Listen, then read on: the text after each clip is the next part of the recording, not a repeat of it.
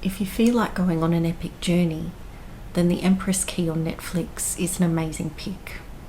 It was set around 700 years ago in Korea, known then as Goryeo, which was a vassal state of China, known as the Wang dynasty, but was ruled by the Mongols, so an interesting time in human history.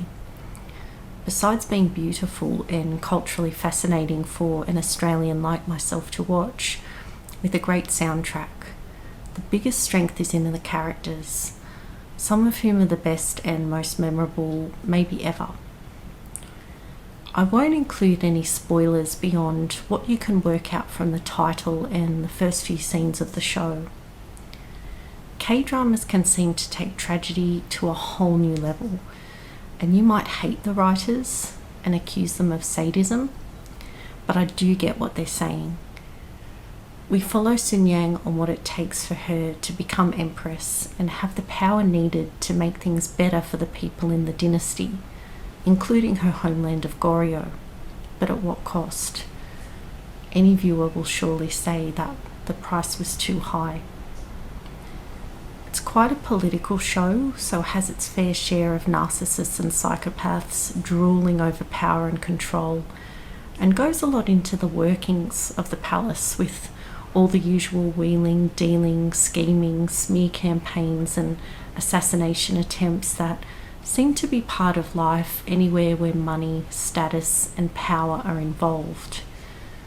There are plenty of times where you just think, how about you heal and release yourself from jealousy and insecurity and just work on your purpose and talents and let others excel as they do what they're meant to do. But if that happened, people who are leaders would lead. People who loved each other would be together, and there would be a divine order and flow and justice to life. But the characters wouldn't experience the tests and challenges that show us who they are and what they're really made of. While watching this show, I could see that there were quite perfect examples of the main relationship templates we're experiencing on the planet. Soul connections, unhealthy or karmic conventional connections, and healthy conventional connections. This isn't a comprehensive analysis, but an overview based on what we see on the show. While I take you through the three connections, consider focusing less on gaining an intellectual understanding, but more on the visceral, palpable, sensory differences between them. Early in the show, Wang, the king of Goryeo, tells Nyang that he'd missed her so much it almost killed him, even though they'd only had a few interactions. Over the course of the show, you see him reconnect with others he'd known for years and had had more shared experiences with, and of course he had nothing like this reaction for anyone else. Soul connections are spiritually pre-existing, meaning the connection, in its fullness, is served on a silver platter from the start. It doesn't build up over time, though your awareness and openness to it can. In my own life, I remember sitting in an airport and having to wear sunglasses because tears were just streaming down uncontrollably. My brain was like, come on, you met this person 2 days ago, and was trying to rationalize or explain away what was happening. But I scanned my entire life and couldn't identify a single time that I'd felt that way or had such a reaction so quickly after meeting someone. And I knew what the truth was. I was in a powerful soul connection with that person, and I recognized him despite not ever having met him before in this life. Your brain is no match for your soul because you get a new brain with each life. But in a soul connection, you've known each other before, but not in this life. So all the feelings are there, ready to go from early on due to the spiritual connection. You'll have really powerful emotional reactions from being around a soul connection, and in higher order connections, you will often cry when you're parting ways. It's like the universe is asking, why on earth are you leaving each other when you've been given this rare gift? And your energy responds, involuntarily. Your energy, which includes your emotions, is your internal navigation system. It will react, at times strongly, to show you what's important to you. And in soul connections, it isn't only because of how you feel about the person. Yes, there's an emotional and, in some cases, social or sexual bond, but soul connections involve external, universal forces that continually pull the two of you together for the purpose of spiritual growth and progression, alongside emotional healing. The connection itself also doesn't fade over time. Though it can drift away from day-to-day consciousness, all you need is a reminder or to re-encounter them for it to all still be there, even 40 years on. I'm going to show you 2 scenes between Nyang and Wang when they are parting ways, each over a decade apart. I could recognise what they were experiencing immediately. Sure, many things had happened over that time, but spiritually and emotionally, even situationally, what's really changed?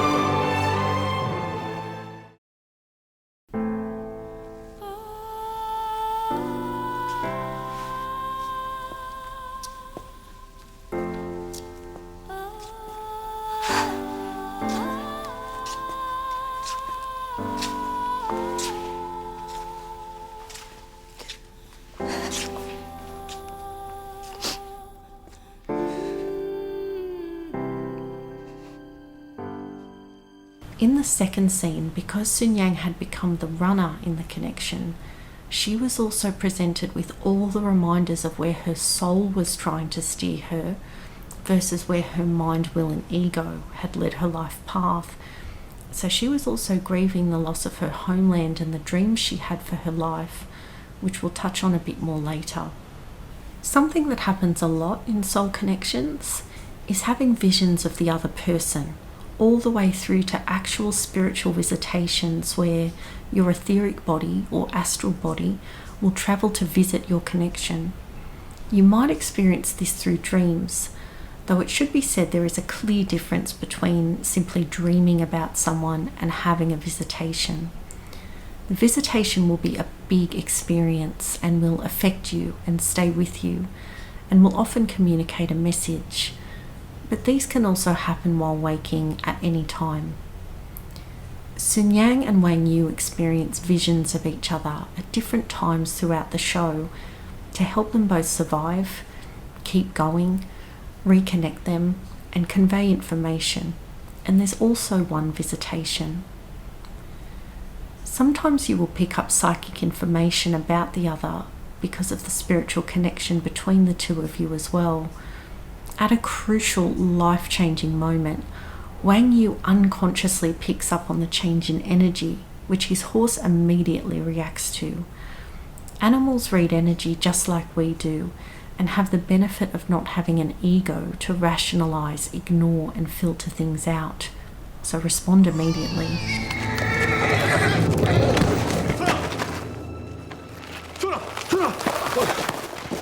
괜찮으십니까? 괜찮다. 갑자기 너 와 있질 않냐? 가만히 있어.